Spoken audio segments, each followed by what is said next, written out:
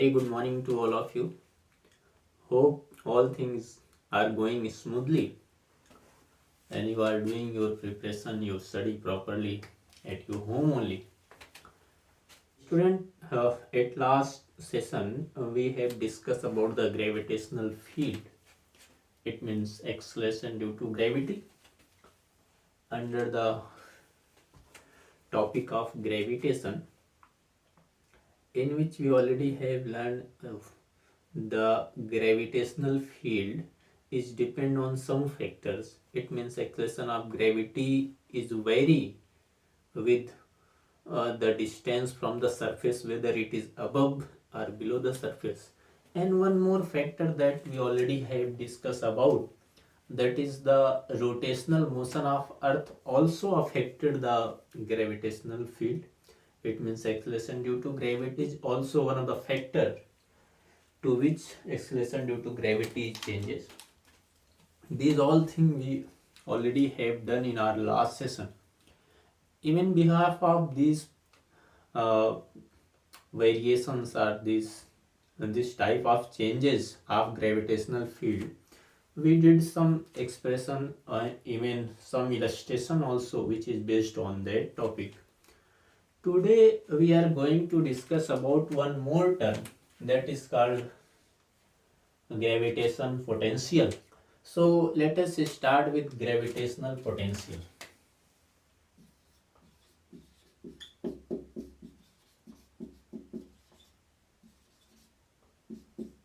Potential.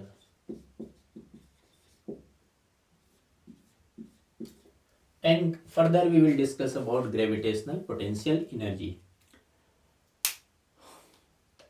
In the chapter of our topic of work energy part, we already have discussed the potential energy is not a measurable quantity. We always measure the potential energy difference at two locations. In the same way, gravitational potential or only potential is not measurable quantity.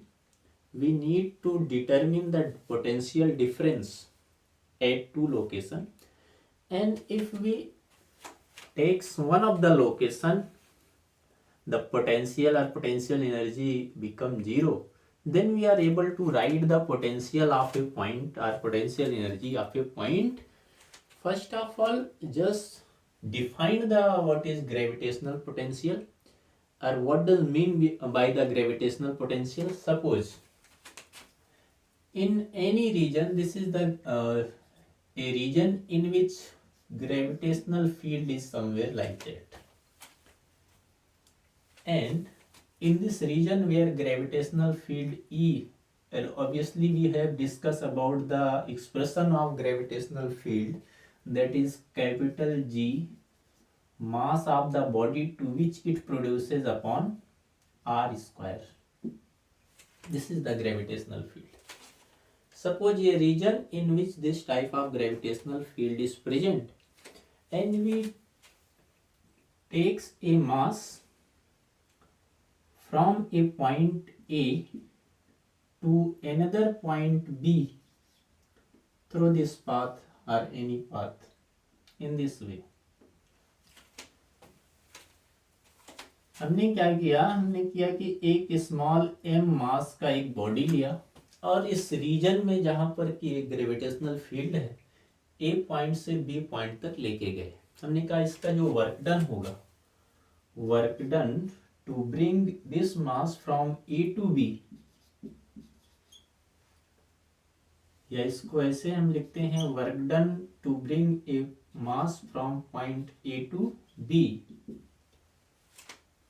क्योंकि gravitational field क्या है, एक gravitational force एक conservative force है, तो जो work done होगा वो लोकेशन, फाइनल और इनिशियल लोकेशन पर डिपेंड करेगा.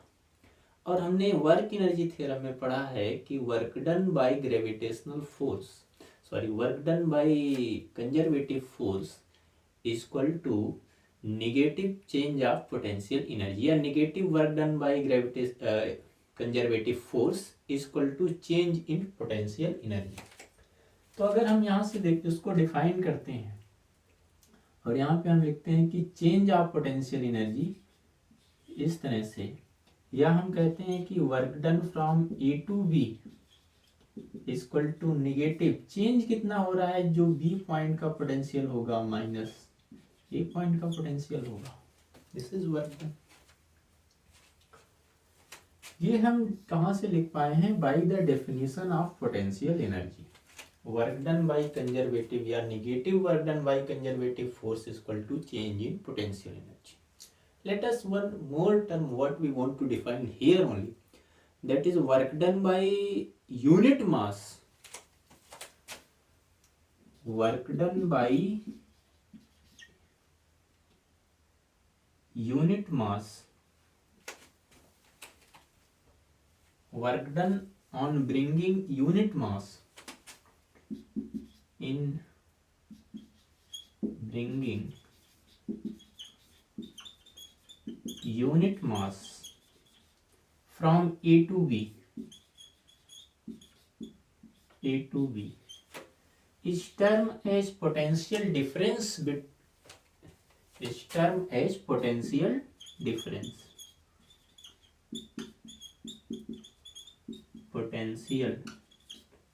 difference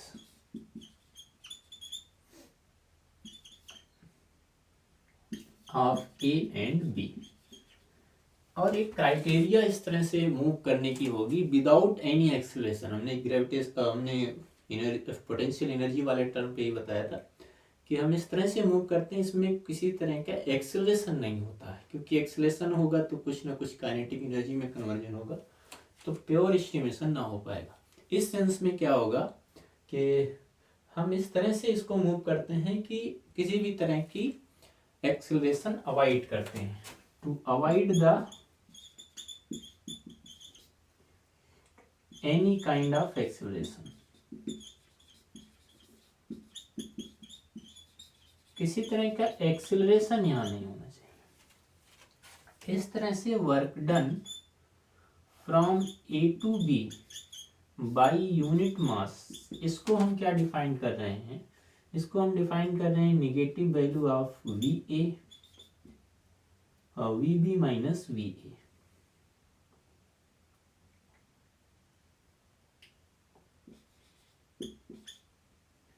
माइनस वी ए,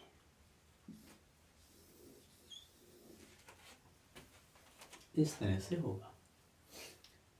जिस तरह से work done to bring a mass m from a point to another point in gravitational field, और ग्रेविटेशनल फील्ड या ग्रेविटेशनल फोर्स कैसा है, कंजर्वेटिव फोर्स है, तो इस फोर्स के इन्फ्लुएंस में जो वर्क होगा वो पोटेंशियल एनर्जी के चेंज में होगा।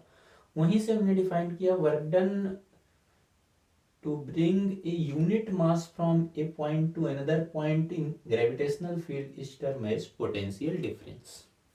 ठीक, अब यहाँ पर पोटेंशियल डिफरेंस तो हम निकाल लिए, हम किसी एक पॉइंट का पोटेंशियल निकालेंगे, और पोटेंशियल की बात कब होगी, जब वहाँ पर किसी तरह की ग्रेविटेशनल फील्ड होगी, और वर्जिन ऑफ ग्रेविटेशन फील्ड क्या है, मास है, कोई बॉडी जिसका मास होगा। तो हम लोग लेते हैं, हम कहते हैं कि अगर हम किसी एक पॉइंट का पोटेंशियल निकालना चाहते हैं तो हमारे पास ऑप्शन डिफरेंस निकालने का है। तो इस पॉइंट ए को ऐसी जगह पर एज्यूम किया जाए जहाँ का पोटेंशियल जीरो हो या वहाँ की पोटेंशियल एनर्जी जीरो हो। इस सेंस में जब यहाँ पर जीरो आएगा तब किसी एक पॉइंट का पोटेंशियल होगा। अब इसके लिए हमारे पास टॉपिक ये है कि potential at a point due to a source mass, या जिस मास की वजह से कहीं पर ग्रेविटेशनल फील्ड होता है। पोटेंशियल एट ए पॉइंट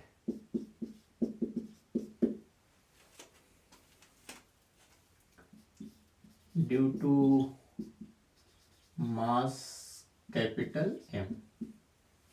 हम मानते हैं कि ये वो मास है कैपिटल एम, जिसके वजह से एक पॉइंट P है, यहाँ पर R डिस्टेंस पर है, ये पोटेंशियल निकालना चाहते हैं। हम यहाँ पर एक एजम्पशन लेके चलते हैं। एजम्पशन ये है कि इन्फिनिटी जो इसका ग्रेविटेशनल फील्ड होगी वो किसके अकॉर्डिंग है, Gm/r², 1/r² के अकॉर्डिंग घटती है। अगर r इन्फिनिटी हो गया तो ये सब कुछ जीरो हो जाएगा। तो एजम्पशन यही है कि एज्यूमिंग दैट पोटेंशियल या पोटेंशियल एनर्जी या ग्रेविटेशनल फील्ड इन्फिनिटी पर क्या है, जीरो है। तो यहाँ से हम करते हैं, जब जीरो हो जाएगा तो जिस पॉइंट वहां से यहाँ तक का डिफरेंस निकालेंगे अगर, तो वहां का जीरो होगा तो एक पॉइंट का हमको पोटेंशियल मिल जाएगा। क्या है एजम्पशन? एजम्पशन ये है कि potential at infinity be zero. जो इंफिनिटी पर पोटेंशियल है वो क्या है, जीरो है। अब हम क्या करते हैं, हम कहते हैं कि अगर यहां पर कोई मास m रखा है तो उस मास को यहां तक लाने में जो वर्क डन होगा वो इन्फिनिटी से लेकर यहां तक लाने में पोटेंशियल एनर्जी में चेंज होगा, और इन्फिनिटी की पोटेंशियल एनर्जी जीरो हो जाएगी। तो हम अगर यहाँ पर यूनिट मास ले लें या work done in bringing unit mass from infinity two point P, इसमें जो वर्क होगा वो वर्क कितना हो जाएगा, वो वर्क हो जाएगा उसके पोटेंशियल के बराबर हो जाएगा। अब देखें, हम कहते हैं कि यहाँ पर कहीं पर एक इससे x डिस्टेंस पर, इस मास से कितनी डिस्टेंस पर, x डिस्टेंस पर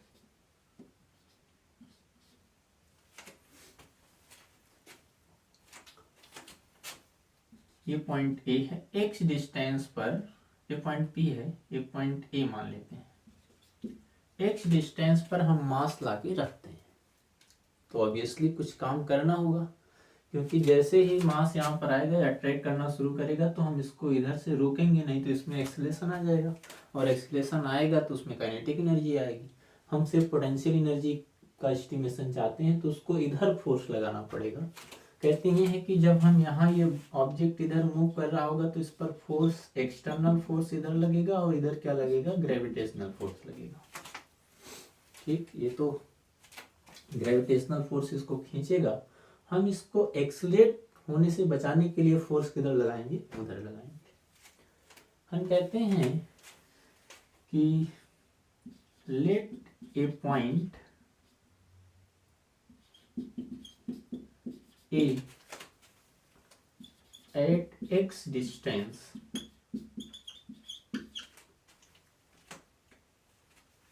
from M, from mass M या सोर्स मास भी इसको बोलते हैं,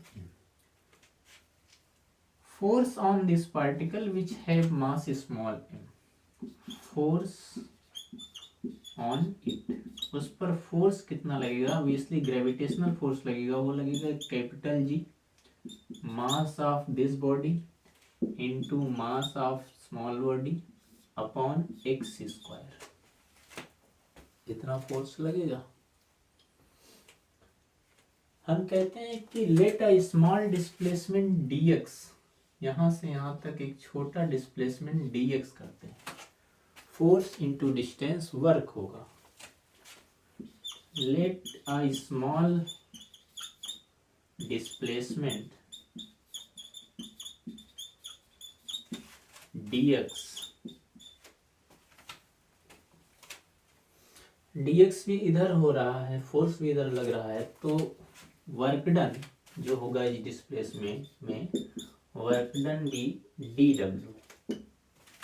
तो dw हमको कितना मिल जाएगा, dw हमको मिल जाएगा फोर्स F इंटू dx, और फोर्स कितना है, capital G, mass of that body into mass of this small body upon x² into dx। तो work done by unit mass कितना, work done on unit mass कितना हो जाएगा, इसको m से डिवाइड कर देंगे। पहले तो इधर वाला हम रफ करेंगे।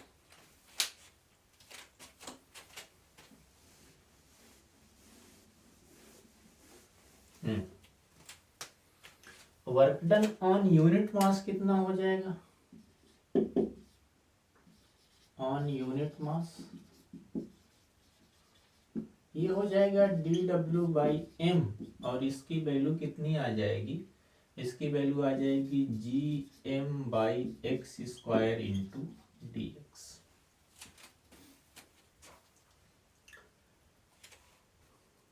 अब हम क्या करते हैं, क्योंकि ये कंजर्वेटिव फोर्स है और एक तो ये है कि जैसे जैसे करीब आएंगे डिस्टेंस घटेगी, फोर्स बढ़ेगी, यानी फोर्स डिस्टेंस पर डिपेंड है और हर मोमेंट में फोर्स चेंज होगा, तो हर बार वर्क का जो अमाउंट होगा एवरी डिस्टेंस पर वो वेरिएबल होगा, चेंज होगा। ऐसी सिचुएशन में हम कंप्लीट वर्क अगर यहाँ से P तक निकालना चाहते हैं, इन्फिनिटी से P तक, तो हमारे पास ऑप्शन है कि छोटे छोटे वर्क डन निकालें और सबको जोड़ दें, या हम उसको इंटीग्रेट कर दें सिंपली। तो हम कहते हैं work done to bring unit mass from infinity to P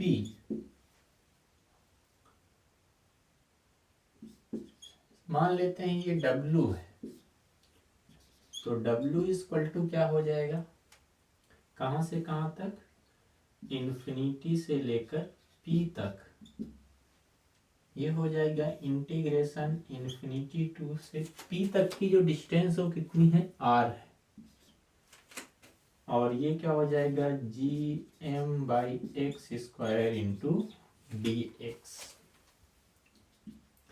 gm बाहर कर लेते हैं क्योंकि ये दोनों कांस्टेंट है, x स्क्वायर को हम लिख सकते हैं 1/x² को x⁻² इंटू dx, लिमिट लगा देंगे इन्फिनिटी से R। ठीक, क्योंकि ये वर्क डन हम इसका ले रहे हैं और डिस्प्लेसमेंट भी किधर दिखा रहे हैं, इधर दिखा रहे हैं, तो ये पॉजिटिव आएगा और हमारे पास क्या मिलेगा,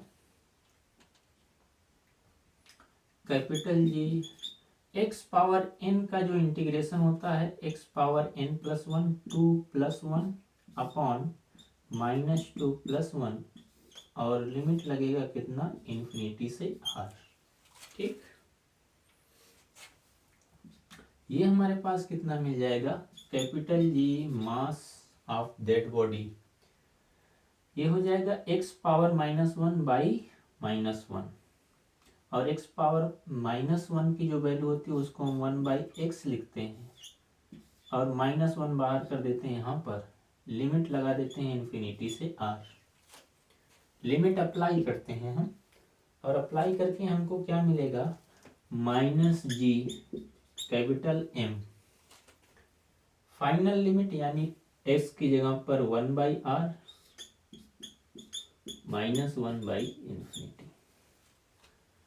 ये जो होगा ये P पॉइंट का पोटेंशियल होगा, work done from infinity to P,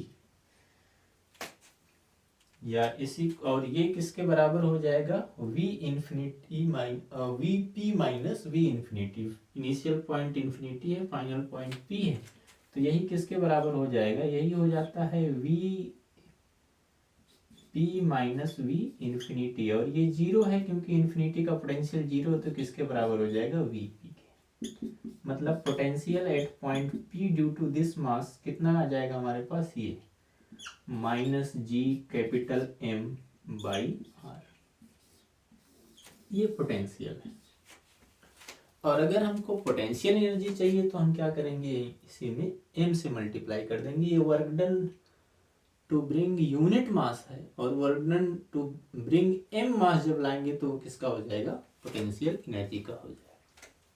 ठीक, तो this is the potential at a point in gravitational field, और ग्रेविटेशनल फील्ड का सोर्स क्या था, m था, यानी किसी पॉइंट मास की वजह से x डिस्टेंस या r डिस्टेंस पर पोटेंशियल कितना होता है, -gm/r। ठीक, तो ये तो क्या था, पोटेंशियल एट ए पॉइंट था। हम कैसे निकालें, हमने पोटेंशियल डिफरेंस डिफाइन किया और एक पॉइंट ऐसा ढूंढा जहां का पोटेंशियल 0 होता है, वहां से एक बॉडी का वर्क एक पॉइंट जिसका कुछ पोटेंशियल होगा वहां तक का कैलकुलेट किया, और फिर अप्लाई करके हमारे पास एक पॉइंट का पोटेंशियल यहाँ से एस्टिमेट हो गया। अब एक ये है कि ये उस पॉइंट की ग्रेविटेशनल फील्ड है। ग्रेविटेशनल फील्ड भी नेगेटिव हमने कहा था आती है, और ये क्या है, उस पॉइंट का पोटेंशियल है। दोनों में क्या कोई रिलेशन होता है? अगर होता है तो देखते हैं क्या रिलेशन होता है। इसको तब तक नोट कर लें, हम इसको क्या करेंगे, रफ करेंगे। दूसरा एक छोटा सा topic, relation between potential and gravitational potential and electric field is very important relation, and these all relations, these all things we have to discuss in class 12th when we will study the electric field, electric potential and so on. So all the concepts are similar, every process is similar, only difference is that where electric field or electric potential is used, here gravitational field or gravitational potentials are used. इसको हम rough करेंगे। तो हमारे पास क्या क्या मिल गया, हमारे पास एक तो ये मिल गया कि पोटेंशियल एनर्जी कितना होता है, Gm/r² at a distance. Potential किसी पॉइंट पर कितना होता है, कैपिटल G/r होता है। पोटेंशियल एनर्जी किसी पॉइंट पर कितनी हो जाएगी, -Gm × m/r।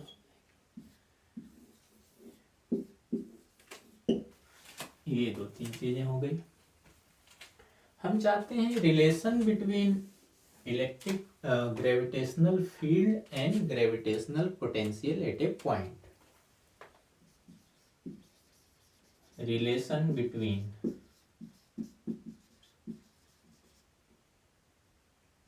ग्रेविटेशन फील्ड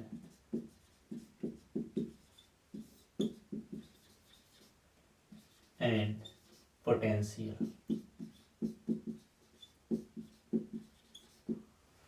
हम डिफाइन करते हैं, हम ग्रेविटेशन पोटेंशियल किस तरह से डिफाइन करते हैं। हम कहते हैं कि work done from infinity to any point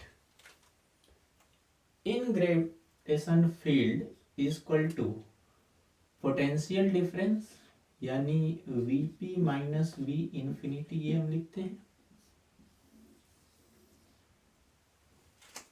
क्योंकि V इंफिनिटी का जो पोटेंशियल होता है वो 0 होता है, तो ये हमारे पास कितना आ जाता है, P पॉइंट का पोटेंशियल आता है। और अगर ये किसी मास m के इन्फ्लुएंस में आते हैं तो उसकी वैल्यू कितनी होती है, capital G mass of that body by r, negative sign. इस तरह से हम कहते हैं कि अगर इंफिनिटी से r डिस्टेंस पे लाते हैं तो वर्क डन कितना करते हैं।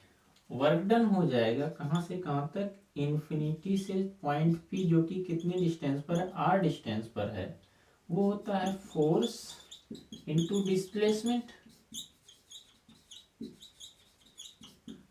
और फोर्स जो लगेगा यूनिट मास पर, कितना फोर्स लगेगा, capital G mass of this body into mass of this body, जिसका मास यूनिट लिया गया, और डिस्टेंस इंफिनिटी से P तक की डिस्टेंस कितनी थी, r थी, यहाँ पर r²। ये तो हो गया तुम्हारा फोर्स हमारा, और कितनी डिस्टेंस कर रहे हैं, r कर रहे हैं, ये वर्क डन हो गया। और रूल के अकॉर्डिंग यही वर्क डन किसके बराबर होना चाहिए, पोटेंशियल डिफरेंस के बराबर होना चाहिए। हम कहेंगे which must be equal to potential at this point, और इसकी वैल्यू कितनी है, -Gm/r है। Gm/r² क्या होता है, gravitational field E into r equal to कितना है, Gm/r कितना होता है, पोटेंशियल होता है V। तो यहां से हमको मिल जाएगा क्या, V इक्वल टू, क्योंकि यहाँ नेगेटिव साइन था तो -E इंटू r। अगर छोटा डिस्प्लेसमेंट dr लेते हैं तो उस छोटे डिस्प्लेसमेंट dr के लिए पोटेंशियल डिफरेंस dv हो जाएगा। लेट ए स्मॉल डिस्प्लेसमेंट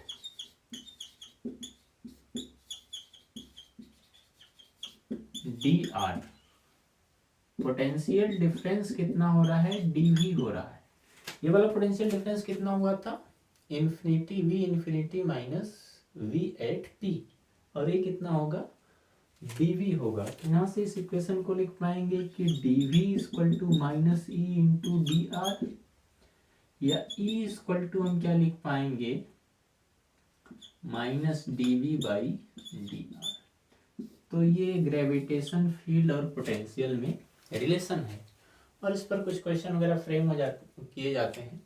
हम लोग नेक्स्ट टर्म पे डिस्कस करेंगे क्वेश्चन क्या है और कैसे, और कुछ एक नए कंसेप्ट हम लोग लेके आएंगे कि इसमें पोटेंशियल एनर्जी पे। यहाँ तक स्टडी करें, तब तक के लिए थैंक यू।